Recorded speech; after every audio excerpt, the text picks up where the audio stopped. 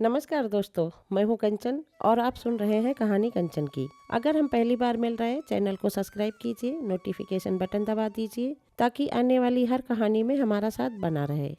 आइए सुनते हैं ओशो द्वारा सुनाई गई एक छोटी सी कहानी, गालिब का उधार लिया हुआ कोट। हम दूसरों की आंखों में मौजूद रहते हैं। हमारी पहचान असल में दूसरों की राय से बनी होती है। दूसरों की आंखें दर्पण हैं। हम अपना चेहरा उन्हीं की आंखों से देखते हैं। यही असली समस्या है, क्योंकि कोई भी अपनी भीतरी सत्ता को नहीं देख सकता। आपका अंतरतम किसी भी दर्पण में प्रतिबिंबित नहीं हो सकता। दर्पण केवल बाहरी को दिखाता है, शरीर को, चेहरे को, वस्त्रों को। आप चाहे दुनिया के सबसे उत्तम दर्पण के सामने खड़े हो जाएं, वह केवल आपका शरीर दिखाएगा, आपका भीतर नहीं। कोई भी आपके आंतरिक अस्तित्व को नहीं प्रतिबिंबित कर सकती। दूसरों की आंखें आपकी संपत्ति, आपकी उपलब्धियां, आपके कपड़े, आपका घर, इन सबको देखती है। वो आपको नहीं देख पाती। और जब आपको लगता है कि लोग आपको गरीब समझते हैं क्योंकि आपके पास अच्छे कपड़े नहीं, अच्छा घर नहीं, अच्छी कार नहीं, तो आप उन्हीं चीजों की ओर दौड़ने लगते हैं।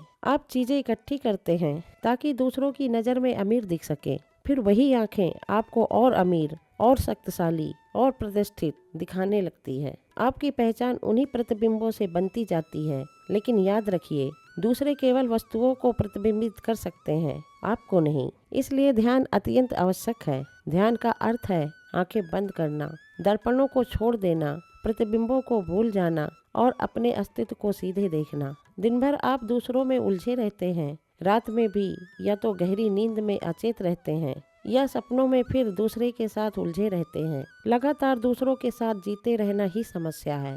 आप समाज में जन्म लेते हैं, समाज में जीते हैं, समाज में मरते हैं। आपका पूरा अस्तित्व सामाजिक बन जाता है। और समाज का अर्थ है चारों ओर आंखें ही आंखें। वो आंखें जो भी प्रतिबिंबित करती हैं, वही आपको प्रभावित करता है। अगर सब कहते हैं कि आप अच्छे हैं तो आप अच्छा महसूस करने लगते हैं। अगर सब कहें कि आप बुरे हैं तो आप बुरा महसूस करने लगते हैं। अगर सब कह दे कि आप बीमार हैं तो आप बीमार महसूस करने लगते हैं। आपकी पहचान दूसरों पर निर्भर हो जाती है। यह एक प्रकार का सामूहिक सम्मोहन है। इसलिए कभी कभी एकांत में जाइए, लोगों के साथ रहिए, पर उनसे स्वयं को पूरी तरह खर्च मत कीजिए। कम से कम 1 घंटा प्रतिदिन आंखें बंद कर लीजिए। आंखें बंद करने का अर्थ है समाज से विराम। अब कोई समाज नहीं, केवल आप। और तब आप स्वयं का सीधा सामना कर सकते हैं। साल में एक बार कुछ दिनों के लिए पहाड़ों पर, रेगिस्तान में, किसी ऐसे स्थान पर जाइए जहां कोई ना हो, सिर्फ आप।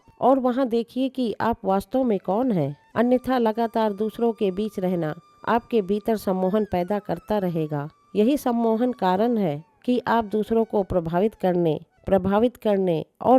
करने में लगे रहते हैं। असल प्रश्न यह नहीं है कि समृद्ध जीवन कैसे जिया जाए। असल प्रश्न यह है कि दूसरों को कैसे विश्वास दिलाया जाए कि आप समृद्ध हैं। और ये दोनों बातें बिल्कुल अलग हैं। दूसरे आपके वस्तुओं से प्रभावित होते हैं, आपसे नहीं।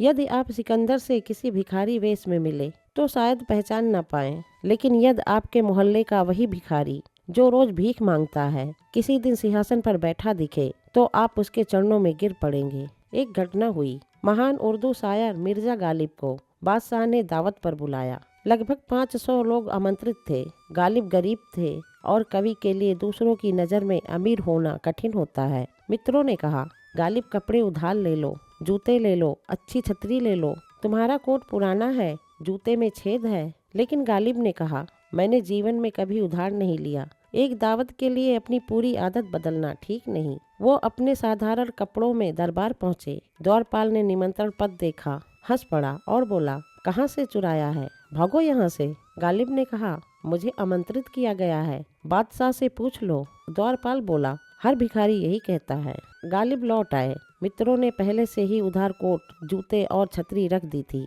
वो उन्हें पहनकर फिर गए। इस बार द्वारपाल झुक गया। आइए। दरबार में उन्हें बादशाह के पास बैठाया गया। भोज शुरू हुआ तो गालिब ने एक अजीब काम किया। वो अपने कोट को भोजन खिलाने लगे और कहने लगे, कोट साहब खाइए, क्योंकि अंदर आप आए हैं, मैं नहीं। बादशाह ने पूछा, गालिब यह क्या कर रहे हो? गालिब ने उत्तर दिया, पहले मैं आया था, मुझे रोक दिया गया। अब यह कोट आया है, मैं तो बस इसके साथ आया हूँ। लेकिन यही तो सबके साथ हो रहा है। पहचाना आपका कोट जाता है, आप नहीं। इसलिए आप जीवन भर अपने कोट को सजाते रहते हैं। ध्यान आवश्यक है ताकि आप दूसरों की आंखों से, उन दर्पणों से थोड़ी देर के लिए मुक्त हो सकें। कुछ मिनट के लिए भीतर झांकिए, तब आपको भीतर का खालीपन, भीतर की पीड़ा दिखाई देगी और वहीं से परिवर्तन शुरू होता है। तब आप बाहरी संपत्तियों के पीछे नहीं, भीतर के खजाने की खोज में निकल पड़ते हैं। बाहर अनेक धन है, भीतर केवल एक खजाना है। बाहर अनेक दिशाएं हैं,